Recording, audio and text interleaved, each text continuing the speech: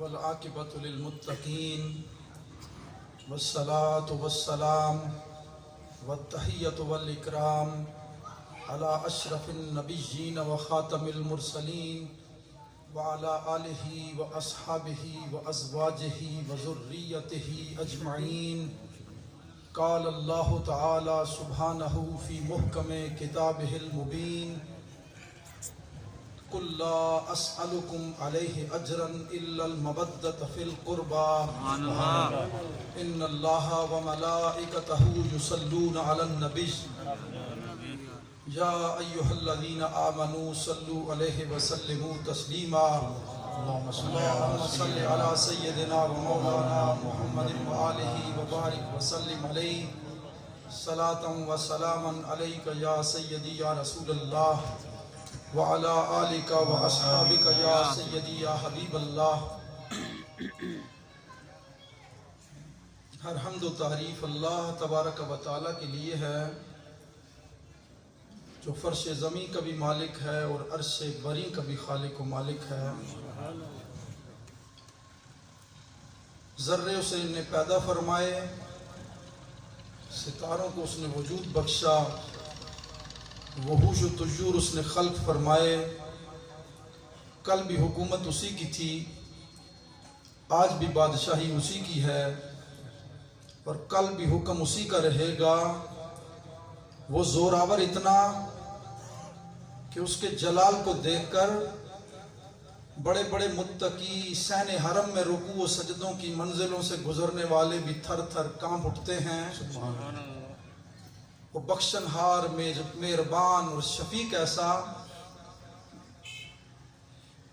کہ اس کی بخشش پہم کو دیکھ کر ہم جیسے گناہگاروں کو بخشے جانے کی آس بھی لگ جاتی ہے اور امید بھی لگ جاتی ہے. لاکھوں کروڑوں ان گنت درود و سلام ہوں کملی والے کریم آقا کی بارگاہ میں. سحر طلوع ہوتی ہے تو 70,000 ملائکہ میرے آپ کے کریم نبی کی چوکھٹ پر نذرانہ سلامی پیش کرنے کے لیے حاضر ہو جاتے ہیں. اور شام آتی ہے تو چوکھٹ مصطفیٰ پر 70,000 قدسی درود و سلام کا خراج پیش کرنے کے لیے ہاتھ باندھ کے پھر حاضر ہو جاتے ہیں. اس در کی بٹتی ہوئی خیر کو دیکھ کر شیخ سعدی کو بھی کہنا پڑا، دوستاں را کجا کنی محروم تو کے بعد دشمنہ نظرداری.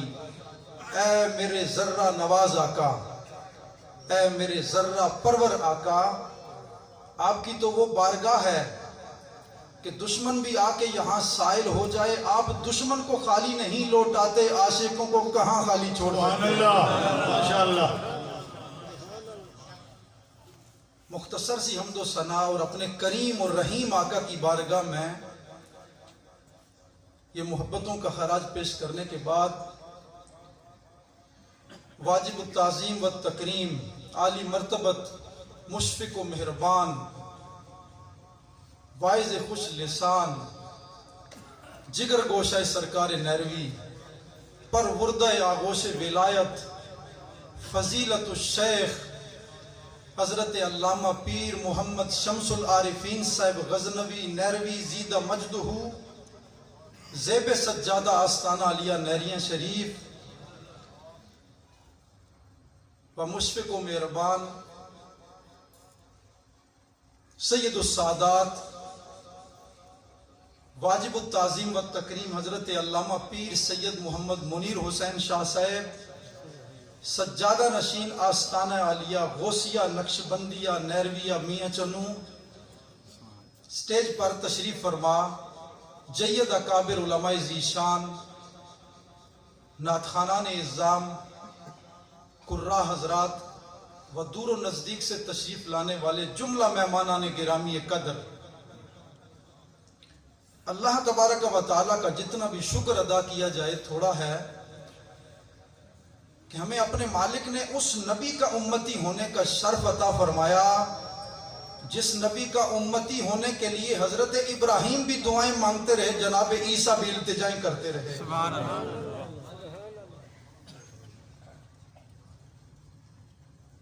بن مانگے اللہ تبارک و تعالیٰ نے یہ نسبت، یہ شرف ہمیں عطا فرمایا۔ عرس مبارک کی اس پرسکور، اس خوبصورت رحمت والی، برکت والی اور فیض والی اس بابرکت مجلس میں یقیناً اللہ کی رحمت کا نزول بھی ہو رہا ہے، برکت بھی اتر رہی ہے، فیض بھی تقسیم ہو رہا ہے۔ سبحان اللہ۔ یقیناً اس مجلس پر حضور مولا کائنات کی یقیناً نگاہ کریمانہ پہرا دے رہی ہے۔ کیا بات۔ جس آئے کریمہ کو میں نے عنوان بیان بنایا، یہ معروف آئے مبارکہ ہے۔ میرے رب نے ارشاد فرمایا قُلْ لَا أَسْأَلُكُمْ عَلَيْهِ أَجْرًا إِلَّا الْمَوَدَّةَ فِي الْقُرْبَى۔ اے میرے حبیب آپ حکم میرا سنا دیجئے، لوگوں میں تم سے کوئی اجر نہیں مانگتا، میں نے تمہارے نصیب جگانے کی خاطر غاروں میں جا کر میں سجدہ گزار رہا، میری راہوں میں کانٹے بچھائے گئے، میں بدلے میں بد دعا نہیں دعاؤں دیتے گزرتا گیا۔ میں نے مکے سے مدینہ المنورہ یہ ہجرت کی صعوبتیں برداشت کی، یہ جتنا میں نے تمہاری خیر خواہی کی خاطر اور تمہارے باطن کو نور ایمان کے سویرے عطا کرنے کی خاطر اور تمہارا ٹوٹا ہوا رشتہ اپنے مالک سے دوبارہ جوڑنے کی خاطر یہ جتنی محنت کی، میں کچھ اجر نہیں مانگتا، اتنا ہی اجر مانگتا ہوں کہ دل و جان سے میرے حسن اور حسین کو قبول کرو۔ سبحان اللہ۔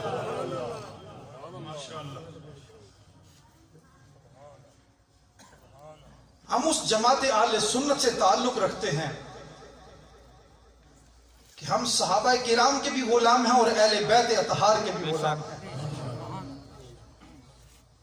چونکہ ہمیں دوہری نسبت حاصل ہے، اہل بیت کے ساتھ بھی اور صحابہ کرام کے ساتھ بھی۔ اسلام میں افراد و تفرید کو کبھی تحسین کی نگاہ سے نہیں دیکھا گیا۔ میں خلفائے ثلاثہ حضرت صدیق اکبر، جناب عمر فاروق اور حضرت عثمان غنی کے حضور یہ مختصر سا نذرانہ سلامی پیش کرنے کے بعد حضرت مولا کائنات کے فضائل اور مناقب پر سے متعلقہ چند احادیث آپ کے سامنے رکھ کر اجازت چاہوں گا۔ آج رافضیت اور ناصبیت لمحہ بلمحہ روز بروز زور پکڑتی جا رہی ہے، کہیں صحابہ کی گستاخی ہو رہی ہے اور کہیں اہل بیت کی محبت میں صحابہ کی گستاخی کی جا رہی ہے اور کہیں اہل بیت اور صحابہ کی محبت میں اہل بیت کی توہین کی جا رہی ہے۔ صحابہ بھی ہمارے امام ہیں، اہل بیت اطہار بھی ہمارے سروں کا تاج ہیں۔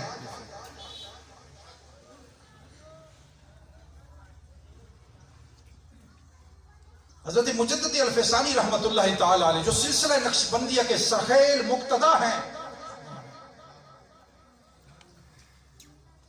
آپ ارشاد فرماتے ہیں کہ سلف صالحین کا اس بات پر اجماع ہو چکا ہے کہ انبیاء مرسلین کے بعد،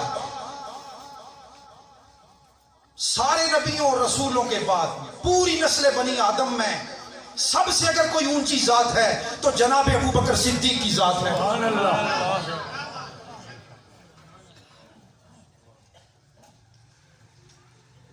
ایک روز حضور نے آپ کو اپنے سامنے پایا تو پھر شفقت فرماتے ہوئے ارشاد فرمایا ما سب اللہ شیئا فی صدری فقط سببتہ فی صدر ابی بکر۔ لوگوں جو کچھ اللہ تبارک و تعالیٰ نے میرے سینے میں ڈالا وہ میں نے ابو بکر کے سینے میں منتقل کر دیا۔ سبحان اللہ۔ امام ابو القاسم سلیمان بن احمد الطبرانی نے جو حدیث نقل کی، اس کے راوی جناب ابو ہریرہ ہیں۔ حضور نبی رحمت نے ایک موقع پر ارشاد فرمایا ما لأحد عندنا ید یکافح اللہ بہا یوم القیامہ فإن له عندنا یدا یکافح اللہ بہا یوم القیامہ۔ ارشاد فرمایا لوگوں سن لو، جس نے مجھ پر جو احسان کیا میں نے اس کے ہر احسان کا بدلہ ادا کر دیا۔ ایک ابو بکر وہ شخص ہے کہ جس کے احسانات کا بدلہ قیامت کے دن میری طرف سے اللہ ادا کرے گا۔ سبحان اللہ۔ شاہ صاحب کی مسجد بن رہی ہے گلزار حبیب، ایک یہ خانہ خدا ہے اور ایک وہ خانہ خدا ہے جس کی دیواریں کچی تھیں اور جس کی دیواروں کو میرے نبی نے اپنے دستہائے اقدس سے استوار فرمایا تھا، جس میں ایک سجدہ کرنے والے کو نبی کے کہنے پر 50,000 سجدوں کا ثواب عطا کیا جاتا ہے۔ ماشاءاللہ۔ چشم فلک نے ایسا منظر کبھی نہیں دیکھا تھا۔ راوی حضرت عبداللہ بن عمر ہیں، فرماتے ہیں ایک روز حضور مسجد نبوی کے اندر داخل ہوئے، حضور کے دائیں طرف فرمایا اہدا یدیہ علی ابی بکر والاخری علی عمر۔ اس شان سے حضور داخل ہوئے کہ دائیں طرف جناب ابو بکر تھے اور بائیں طرف جناب سیدنا فاروق اعظم تھے، اور حضور کا ایک دست اقدس جناب عمر کے کندھے پر تھا اور دوسرا دست اقدس جناب فاروق اعظم کے کندھے پر تھا، ایک دست اقدس سیدنا صدیق اکبر کے کندھے پر تھا اور دوسرا جناب عمر فاروق کے کندھے پر تھا۔ حضور جب اندر داخل ہوئے تو صحابہ ہاتھ باندھ کے کھڑے ہو گئے۔ حضور نے سب کو اپنی جانب متوجہ فرمایا اور پھر ارشاد فرمایا، حضور کے اس ایک سادہ سے جملے پر پوری روح زمین کی ساری بلاغت قربان کی جا سکتی۔ میرے نبی نے صحابہ کو اپنی جانب متوجہ دیکھ کر فرمایا، ہاکذا نبعث یوم القیامہ۔ میرے صحابہ دیکھ لو، آج یہ منظر ہے کہ دائیں طرف ابو بکر صدیق ہے اور بائیں طرف جناب عمر فاروق ہے۔ آج بھی یہی منظر ہے اور کل قیامت کے دن بھی یہی منظر ہوگا۔ سیدنا عمر فاروق رضی اللہ عنہ کے حضور ایک حدیث پاک نذرانہ محبت کے طور پر پیش کر کے میں آگے بڑھتا ہوں۔ امام محمد بن یزید ابن ماجہ القزوینی نے سنن میں نقل کیا اس کو۔ ابی بن کعب حدیث کے راوی ہیں، میرے آپ کے نبی نے ارشاد فرمایا، قیامت کے دن اولو، قیامت کے دن جب لوگ تھر تھر کانپ رہے ہوں گے، میزان عدل لگ چکا ہوگا، حکم ہوگا وامتازوا اليوم ایھا المجرمون، گناہگاروں نیکوکاروں سے الگ ہو جاؤ، نافرمانوں کا اللہ کے حکم سے الگ کر دیا جائے گا۔ اس عالم میں فرمایا اللہ تبارک و تعالیٰ کی طرف سے سب سے پہلے میرے غلاموں میں جس پر سلام آئے گا وہ عمر بن خطاب ہے۔ اور ارشاد فرمایا جس کا ہاتھ خود اللہ پکڑ کر اس کو جنت میں داخل کرے گا وہ عمر بن خطاب ہے۔ جناب عثمان غنی رضی اللہ تعالی عنہ، عبداللہ ابن عباس حدیث کے راوی ہیں، حدیث امام حاکم نے مستدرک میں نقل کی۔ میں تحسین کرتا ہوں کہ یہ جو لوگ میری حوصلہ افزائی کے لیے اپنی محبتیں پیش کر رہے ہیں، وقت تھوڑا ہے، اصل خطاب تو پیر صاحب قبلہ نے فرمانا ہے، مگر اگر آپ تھوڑا توقف فرما لیں، شاہ صاحب کا حکم بھی سارا آنکھوں پر۔ جناب عثمان غنی رضی اللہ عنہ کے بارے میں حضور نے فرمایا ایک بیٹی عطا فرمائی، جب ان کا انتقال ہو گیا تو حضور نے اپنی دوسری بیٹی آپ کی عقد میں دے دی۔ سبحان اللہ۔ جب ان کا انتقال ہو تو ارشاد فرمایا اگر میری 40 بیٹیاں ہوتی تو وہ فوت ہوتی رہتی، یکے بعد دیگرے میں اپنی ساری بیٹیاں عثمان غنی کی عقد میں دیتا۔ نعرہ تکبیر، نعرہ رسالت، نعرہ رسالت، نعرہ تحقیق، نعرہ حیدری۔ حضرت عبداللہ ابن عباس فرماتے ہیں کہ حضور نبی رحمت کی بارگاہ میں ہم حاضر تھے اور سیدنا عثمان غنی رضی اللہ عنہ اندر حاضر ہوئے۔ حضور نے آپ کو دیکھا تو قریب بلایا۔ میں بہت ادب سے صاحب گزارش کر رہا ہوں، وقت تھوڑا ہے اور کچھ گزارشات آپ کی خدمت میں رکھنا چاہتا ہوں۔ یہ پیسوں کا لین دین نہ کریں، بس سن لیں میری بات۔ عبداللہ ابن عباس فرماتے ہیں حضور نبی رحمت کی بارگاہ میں ہم حاضر تھے، اتنے میں عثمان غنی اندر داخل ہوئے۔ کیا منظر رہا ہوگا؟ فرماتے ہیں آپ حاضر ہوئے، بیٹھ گئے، حضور نے دیکھا تو فرمایا قریب آ جاؤ۔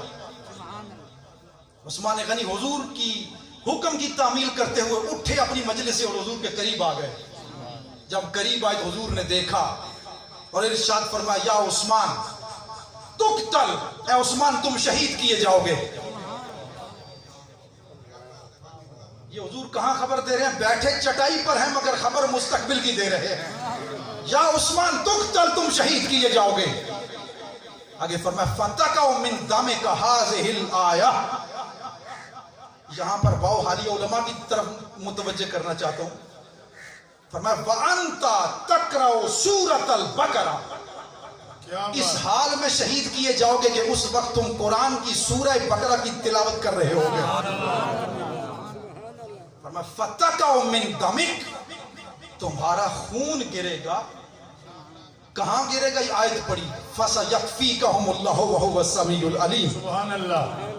یہ آیت تمہاری زبان پر جاری ہوگی مرتبہ شہادت پر جب تم فائز المرام کیے جاؤ گے، اس وقت جب تمہارا خون شہادت گرے گا وہ سورہ بقرہ کی اس آیت پہ آ کے گرے گا۔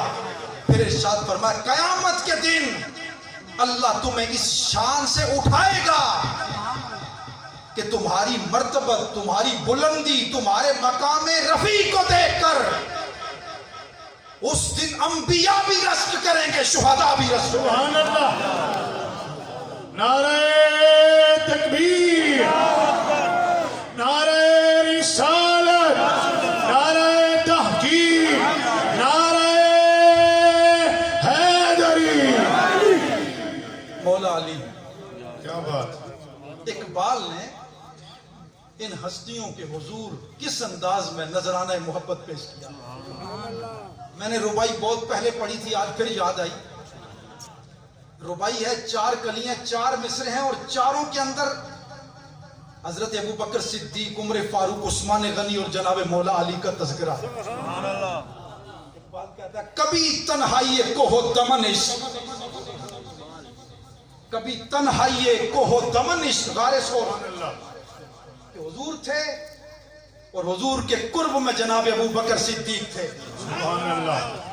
میں کبھی یہ عشق تھا جو چلتے کاروبار کو ترک کروا کے مکہ المکرمہ کے اس چلتے کاروبار کے ماحول سے اٹھا کر ابو بکر صدیق کو رسول کے پہلو میں غار سور کے ماحول میں لے آیا۔ اور میں کبھی تنہائی کوہ دمن عشق، کبھی سوزو سرورو انجمن عشق، کبھی سرمایہ محراب و منبر، کبھی مولا علی خیبر شکن عشق۔ آیت اتری، صحابہ جمع ہوئے، سوال کیا یا رسول اللہ آیت اتری ہے قرآن کے دامن میں، تقاضا یہ کیا گیا کہ میں پوری کائنات کا خالق و مالک تم سب پر نبی کی اہل بیت کی محبت واجب قرار دے رہا ہوں۔ یا رسول اللہ ارشاد فرما دیجئے کہ وہ آپ کے قرابت داروں میں کون سے لوگ ہیں کہ جن سے محبت کرنا اللہ نے ہم پر قرآن میں واجب ٹھہرایا ہے۔ یہاں واجب سے مراد فرض ہے۔ میرے نبی نے صحابہ کا سوال سنا اور پھر ارشاد فرمایا 4 بندوں کے نام لیے۔ فرمایا علی جن، پہلا بندہ جس سے محبت کرنا تم پر اللہ نے فرض ٹھہرایا، اس کا نام علی شیر خدا ہے۔ سبحان اللہ۔ فاطمہ تو، اور دوسری ذات جس سے محبت کرنا تم پر اللہ نے واجب ٹھہرایا وہ فاطمہ الزہرا ہے۔ وابناہما تثنیہ کا صیغہ ہے۔ فرمایا تیسری ذات، تیسرے میرے قرابت دار گھر کے فرد جس سے محبت کرنا تم سے لے کر قیامت تک میری ساری امت پر فرض ٹھہرایا گیا وہ میرا نواسا جگر کا ٹکڑا امام حسن مجتبی ہے۔ سبحان اللہ۔ چوتھی ذات فرمایا وہ امام حسین شہید کربلا ہے۔ ماشاءاللہ۔ امام شافعی بولے میں نے پچھلے سال بھی ربائی پیش کی تھی، اب پھر نظر کر رہا ہوں۔ سبحان اللہ۔ یا آل بیت الرسول، سبحان اللہ۔ علماء کی نظر کر رہا ہوں۔ کیا بات! سبحان اللہ۔ یا آل بیت الرسول حبکم فرد من اللہ فی القرآن انزلہ یکفیکم من عظیم الفخر انکم من لم یصلی علیکم لا صلاۃ لہ۔ فرمایا اہل بیت رسول آپ سے محبت کرنا، اے حسن اور حسین، فاطمہ الزہرا، اور اے علی شیر خدا آپ سے محبت کرنا اللہ نے قرآن میں فرض قرار دیا. ماشاءاللہ. آگے فرمایا آپ لوگوں کے لیے یہ عزت کافی ہے کہ کوئی بندہ اگر نماز میں آپ پر درود نہ بھیجے اللہ اس کی نماز قبول ہی نہیں فرماتا. سبحان اللہ. ماشاءاللہ. اللہ اکبر. یا رسول اللہ. یا رسول اللہ. حق چار یار. یا علی. یا علی. یا علی. ابن حجر اسقلانی رحمت اللہ علیہ یہ وہ شخصیت ہیں کہ جن کو اپنے بھی اپنا مقتدا مانتے ہیں اور جو مد مخالف ہیں گمراہ اور عقائد کے لوگ وہ بھی انہیں اپنا مقتدا ہادی اور پیشوا مانتے ہیں. آپ فرماتے ہیں کہ حضور کے اعلان نبوت سے 10 سال قبل مولا کائنات دنیا میں جلوہ گر ہوئے. اللہ اللہ. آپ پیدا کہاں ہوئے؟ شاہ ولی اللہ محدث دہلوی رحمت اللہ علیہ فرماتے ہیں شاہ صاحب کون سی شخصیت ہیں؟ شاہ صاحب وہ شخصیت ہیں کہ جن کو پہلا فارسی قرآن کریم کا ترجمہ کرنے کا اللہ نے اعزاز عطا فرمایا. آپ محدث ہیں, آپ کے بیٹے محدث ہیں, آپ کے پوتے محدث ہیں. ماشاءاللہ. آپ سیدنا فاروق اعظم رضی اللہ عنہ کی اولاد ہیں. آپ ارشاد فرماتے ہیں جس کی تلخیص یہ ہے کہ مولا علی کی والدہ جب طواف میں مصروف تھیں تو وہ وقت آن پہنچا, درد ذہ کی تکلیف غالب آنا شروع ہوئی. آپ نے اللہ کے حضور التجا پیش کی, مالک اپنی اس بندی کا بھرم سلامت رکھ, مجھے اس عالم میں اپنے گھر کے محفوظ مقام تک پہنچنا میرے لیے مشکل اور محال ہو چلا ہے. بس التجا کرنے کی دیر تھی, آپ کے سادہ سے جملے کو اللہ نے ایسا مستجاب فرمایا کہ آپ کی نگاہ پڑی, دیکھا کہ اللہ نے دیوار کعبہ کو آپ کے لیے شک فرما دیا ہے. مولا علی اندر کی, آپ کی والدہ اندر تشریف لے گئی, آپ دنیا میں تشریف لائے, پہلا ٹکڑا زمین کا جو آپ کے بدن کے ساتھ مس ہوا وہ کعبہ مشرفہ کی زمین کا ٹکڑا تھا. ماشاءاللہ. اب جب گھر میں آئے تو حضرت سرکار دو عالم کو اطلاع ہوئی, حضور تشریف لائے. ماں نے گود سے اٹھا کر حضور کے دامن میں آپ کو رکھا. آپ نے دیکھا تو مولا کائنات نے آنکھ کھولی, پہلی نگاہ چہرہ مصطفیٰ پہ پڑی. سبحان اللہ. جو ٹکڑا زمین سب سے پہلے آپ کے جسم سے مس ہوا وہ ٹکڑا کعبہ مشرفہ کی زمین کا تھا. ماں لوری دیتی رہی, آپ نے آنکھ نہیں کھولی, مگر حضور تشریف لائے, یقیناً انتظار میں تھے کہ حضور تشریف لائے. آنکھ کھولی, پہلی نگاہ چہرہ والضحیٰ پہ پڑی. ماشاءاللہ. لب بند تھے. اس دور کی مروجہ گھٹی شہد کھجور سے جو بنائی جاتی تھی وہ لائی گئی, آپ نے ڈالنے کی کوشش بھی کی مگر آپ نے لبوں کو جنبش نہیں دی. ماشاءاللہ.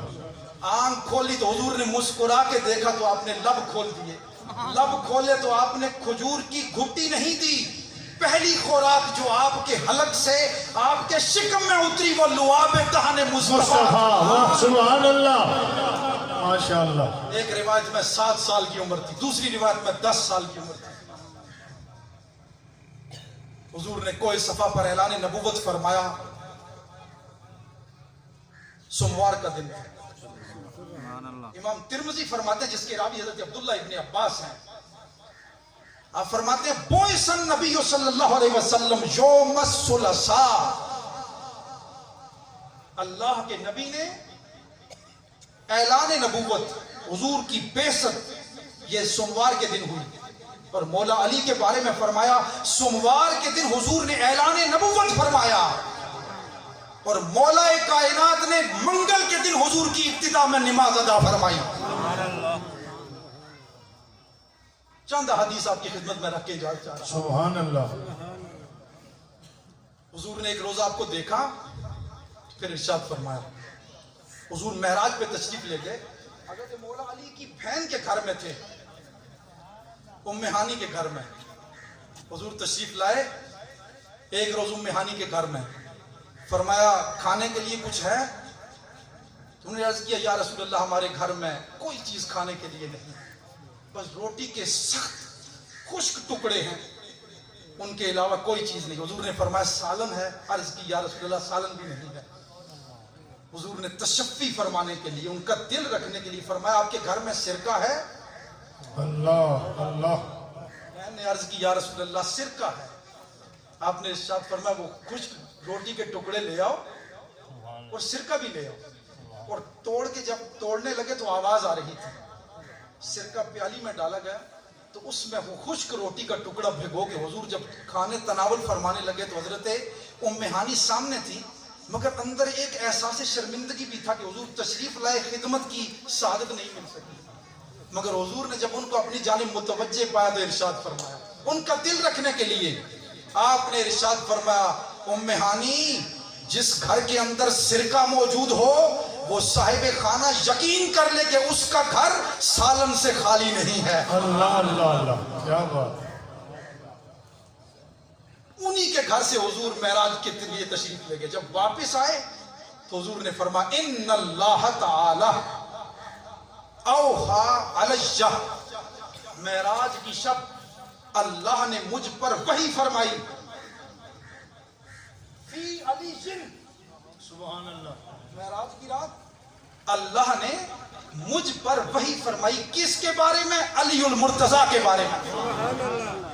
کیا فرمایا؟ 3 چیزوں کی بشارت دی، ثلاثۃ اشیاء لیلۃ اسری بی، پہلی چیز اس عالم بالا ورا الورا آسمانوں سے اوپر کے جہان میں، قرب کے جہان میں گیا تو پہلی چیز جو اللہ نے مجھ پر ارشاد فرمائی بذریعہ وحی، وہ مولا علی کی پہلی صفت میرے رب نے بیان فرمائی، فرمایا میرے نبی علی المرتضیٰ انہو سید المومنین، کیا بات ہے، سبحان اللہ، قیامت تک آنے والے جتنے صاحبان ایمان ہوں گے واہ، قیامت کے دن ان کی سرداری کا تاج اللہ علی المرتضیٰ کے سر پہ سجائے۔ سبحان اللہ، مرحبا، دوسرا فرمایا وَإِمَامُ الْمُتَّقِينَ، سبحان اللہ، اور تمام اہل تقوی، روح زمین کے تمام اہل تقوی کی امامت اللہ تعالیٰ نے حضرت علی المرتضیٰ کو عطا فرمائی۔ سبحان اللہ، ماشاءاللہ، قائد الغر المحجلین، مرحبا، یہ حدیث کے الفاظ ہیں صاحب، یہ کسی محدث فقیہ مفسر کے کلمات نہیں، یہ اس نبی کی زبان سے نکلے ہوئے کلمات ہیں کہ اعلیٰ حضرت نے فرمایا ماشاءاللہ، وہ دہن سبحان اللہ، جس کی ہر بات ہے وحی خدا، بے شک، چشمہ علم و حکمت پہ لاکھوں سلام۔ سبحان اللہ، اور کبھی نے حضور نے بات فرمائی، فرمایا وہ زبان جس کو ہر کن کی کنجی کہیں اس کی نافذ حکومت پہ لاکھوں سلام۔ حضور نے دوسری خوبی ارشاد فرمائی کہ وہ امام المتقین ہیں، اور تیسری شان بیان فرمائی کہ میرے رب نے مجھ پر وحی فرمائی کیا کہ قیامت کے دن جتنے نور کے چہرے والے ہوں گے ان نورانی چہروں والوں کی قیادت کا تاج بھی اللہ نے مولا علی کے سر پر سجایا۔ سبحان اللہ،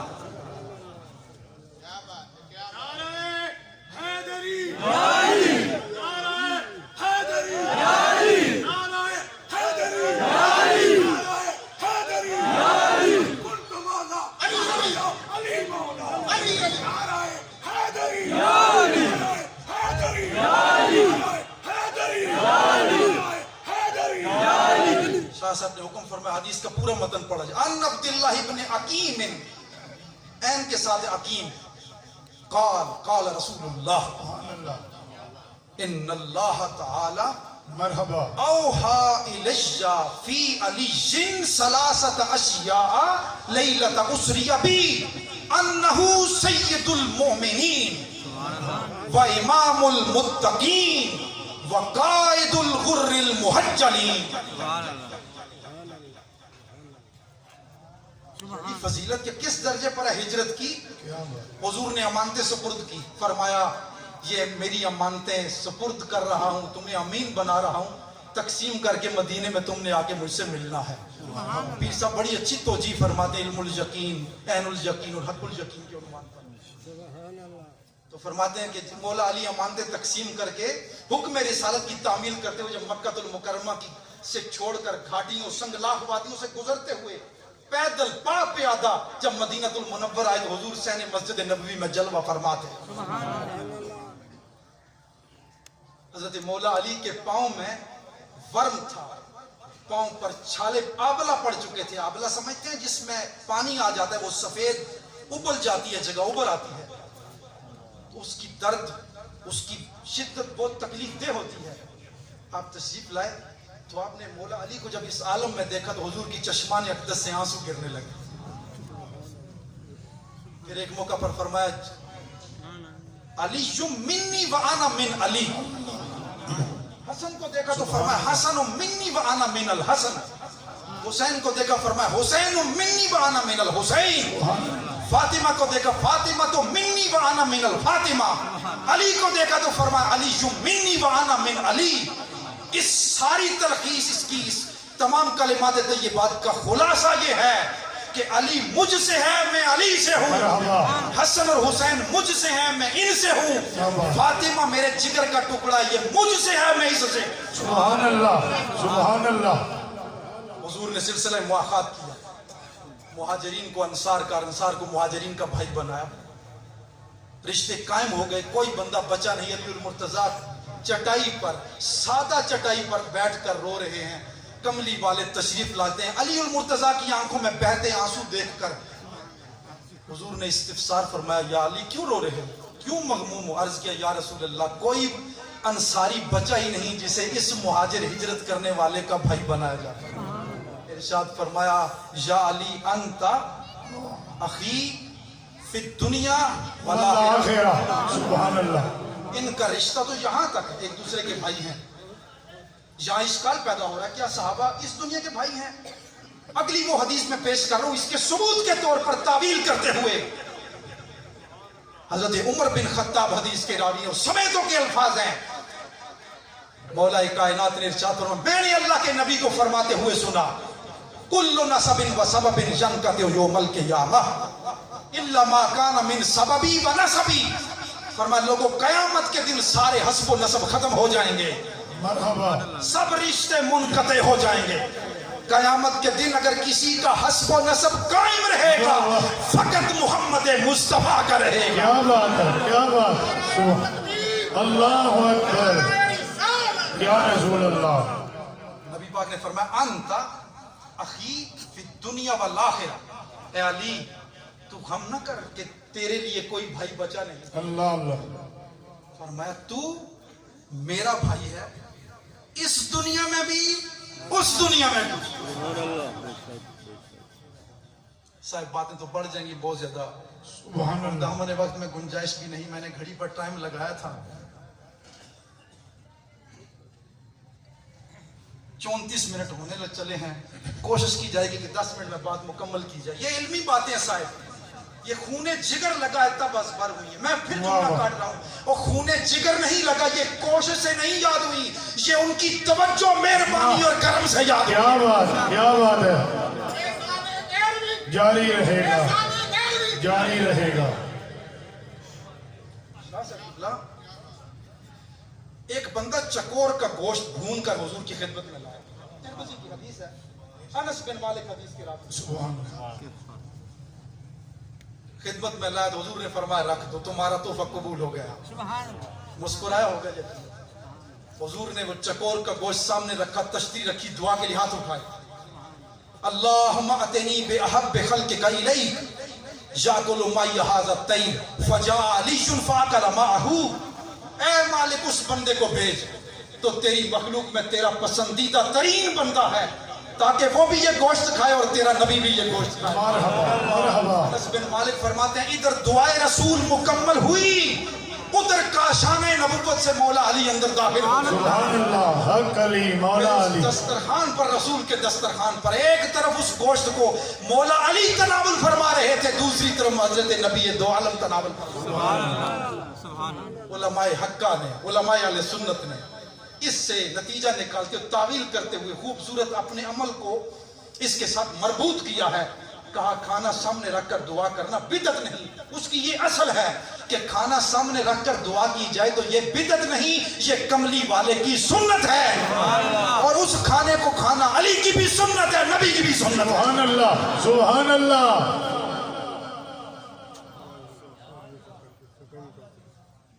مولا علی کی پرورش کہاں ہوئی؟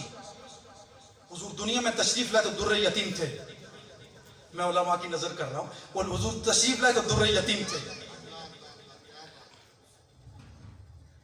حلیمہ سعدیہ نے بعد میں پالنے کی سعادت پائی، جب وہ خدمت کا اعزاز پا چکی جتنا اللہ نے مقرر کر رکھا تھا، لے کے حضور کی ماں کی خدمت میں لے کے آئے۔ حضور کی عمر 6 سال ہوئی تو ماں کا بھی انتقال ہو گیا۔ حضور کی پرورش، نگہداشت، خدمت کی توفیق، یہ سعادت اللہ نے آپ کے دادا جناب عبد المطلب کو عطا فرمائی۔ 8 سال آپ کی عمر ہوئی تو ان کا بھی انتقال ہو گیا۔ پھر 8 سال کی اس عمر سے لے کر 25 سال کی عمر میں حضور کا نکاح ہوا حضرت خدیجہ کبریٰ کے ساتھ۔ یہ جو 8 سال سے لے کر 25 سال کے درمیان کا یہ جو عرصہ ہے، یہ سارا جناب سرکار دو عالم نے مولا علی کے گھر میں بسر فرمایا۔ روایت میں آتا ہے شاہ جی کہ حضرت مولا کائنات کی ماں اس وقت تک کھانے کے دسترخوان کو مرتب نہیں کرتی، کھانا چنا نہیں جاتا تھا، کھانے کا آغاز نہیں کیا جاتا تھا جب تک اللہ کے نبی کھانے پہ تشریف نہیں لے آتے تھے۔ حضرت مولا کائنات کا رشتہ حضور کے ساتھ چچا زاد بھائی والا بھی ہے، اور سسر و داماد والا بھی ہے، آقا اور غلام والا بھی ہے، صحابی اور رسول والا بھی ہے۔ حضرت مولا کائنات کے 11 چچا تھے، علماء کے ذوق کی نظر کر رہا، 11 چچا تھے مولا کائنات، اور اتنے ہی چچا جناب سرکار دو عالم کے بھی تھے۔ حضور کی پھوپھیاں بھی 6 تھیں اور مولا علی کی پھوپھیاں بھی 6 تھیں۔ حضور کے کتنے چچا تھے؟ 11۔ عبداللہ، نعرہ تکبیر، نعرہ رسالت، نعرہ حیدری، نعرہ غوثیہ، دربار عالیہ نریہ شریف، دربار عالیہ قاسم آباد شریف، قبلہ خطیب عزیز شام، قبلہ صاحبزادہ عبدالعزیز صاحب، ہم زندہ باد۔ شاہ صاحب قبلہ، حضور کے حضرت مولا علی کے ایک چچا کا نام عبداللہ تھا جو حضور کے والد گرامی تھے۔ عبداللہ، حمزہ، عباس، حارث، زبیر، غیداد، عبد الکعبہ، ابو لہب، درار، قسم اور حجل۔ مولا علی کی 6 پھوپھیاں تھیں اور حضور کی بھی 6 پھوپھیاں تھیں۔ ایک کا نام عاتقہ تھا، ایک کا نام امیمہ تھا، ایک کا نام برہ تھا، ایک کا نام بیدہ تھا، ایک کا نام صفیہ تھا، اور ایک کا نام عروہ تھا۔ اور حضور حضرت مولا کائنات کا شجرہ نسب جو بخاری کے دامن میں بھی ہے، کتب سیرت میں بھی ہے، تاریخ کی کتابوں کے دامن میں بھی ہے۔ آپ کے والد کا نام ابو طالب تھا اور آپ کے دادا کا نام عبد المطلب تھا۔ آپ کا شجرہ نسب اس طرح ہے: علی بن ابو طالب بن عبد المطلب بن ہاشم۔ پڑھیں درود پاک۔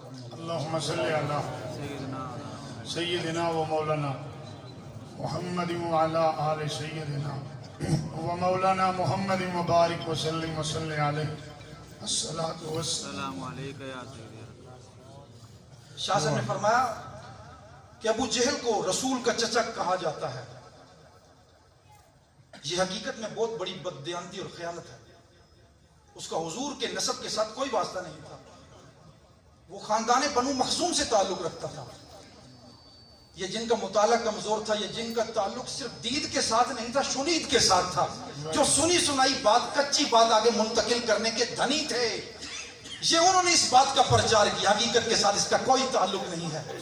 حضور کا خاندان بنو ہاشم تھا اور ابو جہل کا خاندان بنو مخزوم تھا۔ حضور کا ان کے ساتھ کوئی رشتہ نہیں تھا۔ جو یہ کہتے ہیں وہ تان کرتے ہیں، وہ حضور پر الزام لگاتے ہیں۔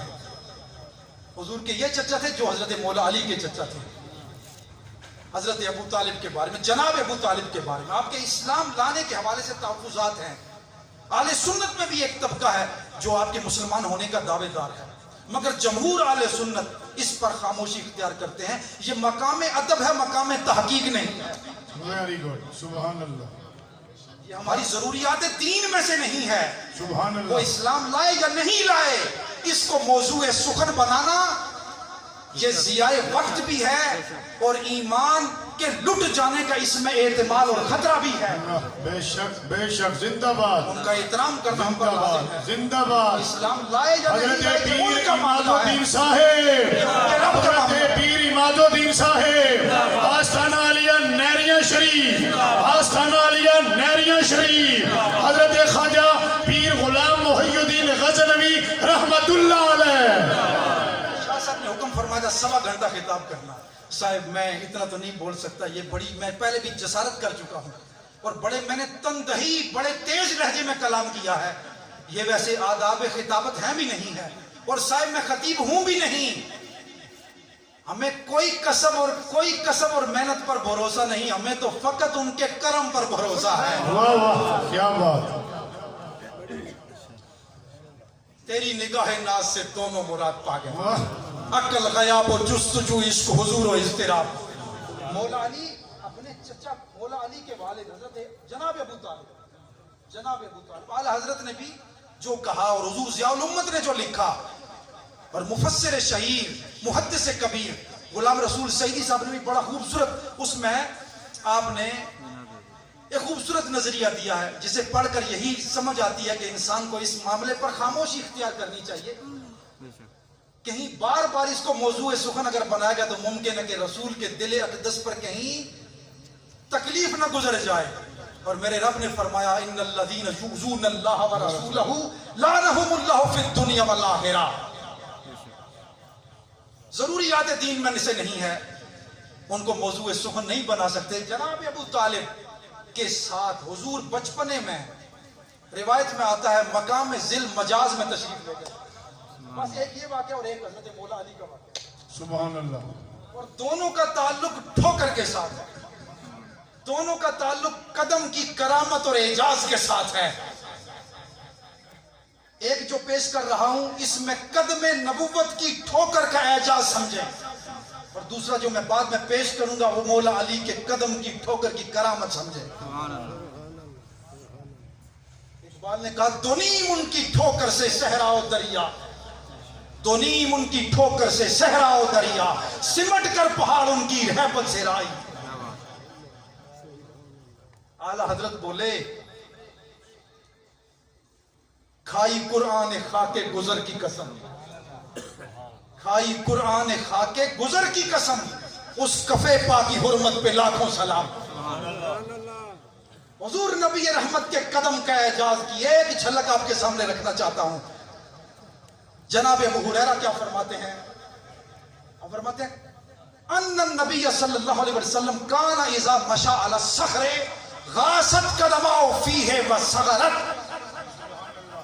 آپ فرماتے ہیں حضور کا گزر جب کسی پتھر چٹان کے اوپر سے ہوتا تو حضور کے قدموں کی احترام کی کیفیت میں وہ پتھر آپ کے لیے نرم ہو جایا کرتا تھا، اور حضور گزر جاتے تو قدموں کے نشان پتھروں میں محفوظ ہو جایا کرتے تھے۔ اعلیٰ حضرت نے فرمایا کھائی قرآن خاک گزر کی قسم، اس کفے پا کی حرمت پہ لاکھوں سلام۔ ارشاد فرماتے ہیں شاہ صاحب مقام ذل مجاز پر حضور تشریف لے گئے، آپ اپنی ناکہ اونٹنی پر سوار تھے، آپ کے چچا نے آپ کو دیکھا، فرمایا اتش تو، علماء کی نظر کر اتش تو، یہ نہیں کہا یا رسول اللہ چونکہ اعلان نبوت ہوا نہیں تھا، حضور کا بچپنا تھا، اعلان نبوت سے پہلے کا دور ہے۔ کیا منظر رہا ہوگا، کیا چلچلاتی دھوپ ہوگی، کیا وہ چٹیل سنگلاہ وادی ہوگی کہ آپ کے چچا نے آپ کو متوجہ کیا، فرمایا اتش تو، مجھے پیاس لگی ہے، وَلَيْسَ عِنْدِي مَاءٌ، اور میرے پاس پانی نہیں ہے۔ بس سننے کی دیر تھی، حضور اپنی سواری سے نیچے اترتے ہیں، وَضَرَبَ بِقَدَمِهِ الْأَرْضَ، सुभान अल्लाह। अल्लाह के नबी नीचे उतरते हैं, ऐलान नबुवत नहीं किया। वो जिनका अकीदा है वो उन्हें मुबारक हो, कि जिनका अकीदा यह है, जिनका नजरिया यह है कि 40 साल तक खबर नहीं थी, वो तो कौनैन में खबरें देने के लिए तशरीफ लाए। जो चटाई पे बैठते हैं तो अर्श बरी की खबर देते हैं, अर्श से गुजरते हैं तो तख्त सरा की खबर देते हैं। जिन्होंने कभी नमाज पढ़ते हुए नमाज मुकम्मल की तो पीछे पे पलट के देखा, फरमाया तुम ये समझते हो कि मैं नमाज के दौरान अपने चेहरे का रुख किबले की तरफ होता है, मेरा सामने का माहौल होता है, मैं पुश्त की तरफ से नहीं देखता। फरमाया इन्नी ला अराकुम मिन वराए ज़हरी, सुन लो मैं आगे भी उसी तरह देखता हूँ, पीछे भी उसी तरह। सुभान अल्लाह। नबी दो आलम उतरे, वतरबा बिकदमिहिल अर्दा, अल्लाह के नबी ने जलाल के साथ उस संगलाख पत्थर, उस पथरीली जमीन पर अपने कदम नाज से ठोकर मारी।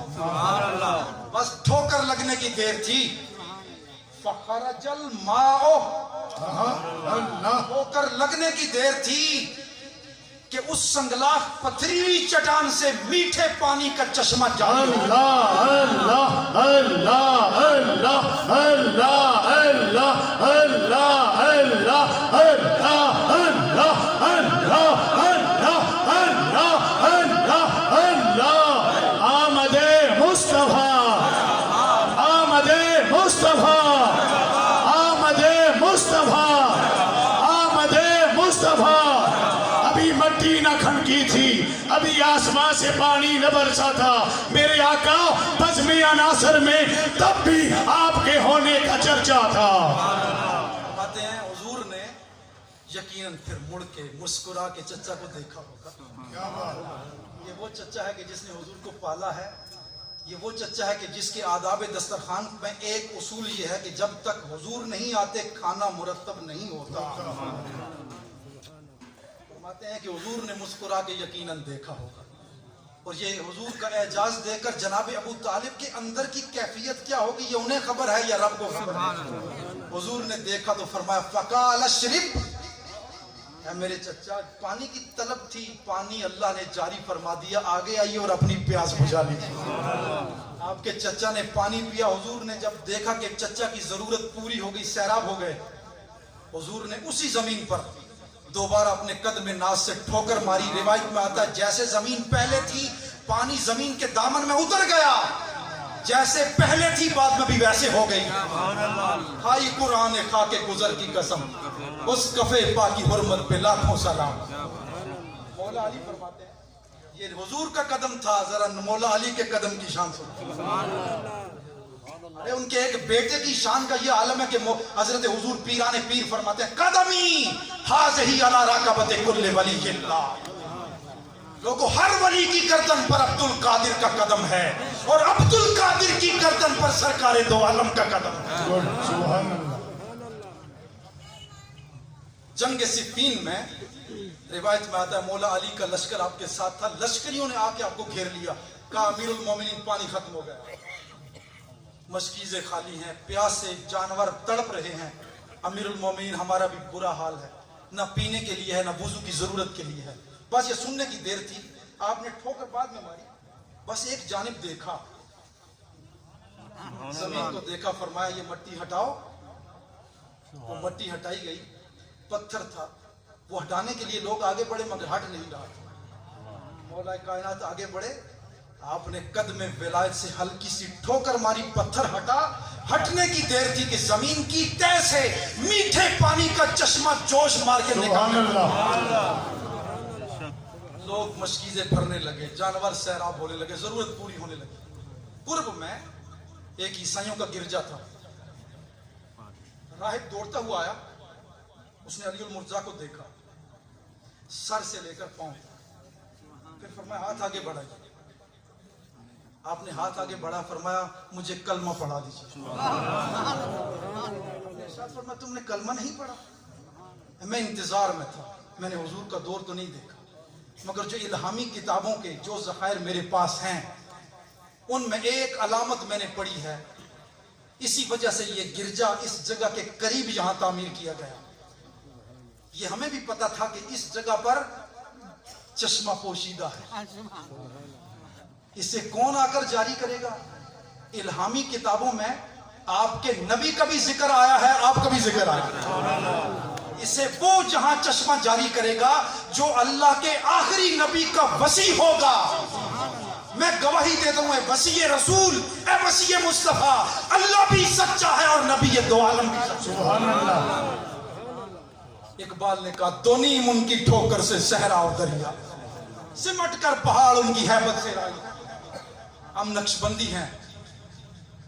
شاہ ولی اللہ محدث دہلوی بھی نقشبندی اور مجدد الفسانی بھی اہل نقشبند کے مقتدا اور پیشوا ہیں. دونوں نے جو کچھ فرمایا اس کا خلاصہ پیش کے اجازت چاہتا ہوں. شاہ ولی اللہ محدث دہلوی فرماتے ہیں فاتح اول عظیم امت مرحومہ جناب علی المرتضی. فرماتے ہیں اللہ تک پہنچنے کے دو راستے ہیں، ایک نبوت کا راستہ ہے اور دوسرا ولایت کا راستہ ہے. فرمایا رسالت کا راستہ تو بند ہو چکا ہے، باب رسالت تو بند ہو چکا ہے، مگر قیامت تک باب ولایت کو اللہ نے مفتوح فرما رکھا ہے. فرمایا اللہ تک پہنچنے کے پھر ایک ہی راستہ ہے، وہ ولایت کا راستہ. فرمایا اس ولایت کے راستے کی انتہا پر جو قرب کی سب سے اعلیٰ منزل پر جو ہستی نظر آتی ہے وہ جناب علی المرتضی کی ذات ہے.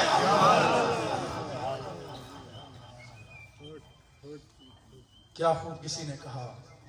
اقبال کی بات پر ہی بات ختم کر رہا ہوں. جس ربائی کو میں نے پہلے پڑھا، ہم صحابہ کے بھی غلام ہیں، صاحب اہل بیت کے بھی. ہمیں ایک چیز بتائی گئی ہے کہ ادب کا دامن نہ چھوڑو. جو لوگ ادب کرتے ہیں اس کا رجحان کسی کی طرف بھی ہو، مگر ایک کی محبت میں دوسرے کی طرف پشت کرنا، یہ بھی میں سمجھتا ہوں اپنے آپ کو محرومی کے اندھیرے میں پہنچانے والی بات ہے. ہم مشاجرات صحابہ کو پر بحث کرنے کی ہمیں اجازت نہیں دی گئی، ہمیں خاموش رہنے کی اجازت دی گئی. مجدد الفسانی رحمت اللہ تعالی علیہ نے ارشاد فرمایا جو چاہتا ہے بندہ کو اس کو معرفت نصیب ہو جائے، وہ اس وقت تک معرفت کے دروازے تک نہیں پہنچ سکتا جب تک وہ سامنے والے مسلمان کو اپنے سے بہتر تصور نہیں کرتا. ہم ایک بندہ عمومی سطح کے کسی مسلمان کی توہین کر کے ہم اللہ کے نزدیک نہیں ہو سکتے. تو وہ لوگ کہ جو ان ہستیوں پر زبان تان دراز کر رہے ہیں کہ جن کی صداقت کی احادیث بھی گواہی دے رہی ہیں، قرآن کے الفاظ بھی گواہی دے رہے ہیں. کبھی تنہائی کوہ تمنش، کبھی سوز و سرور و انجمنش، کبھی سرمایہ محراب و منبر، کبھی مولا علی خیبر شکنش. وآخر دعوانا ان الحمدللہ. ماشاءاللہ.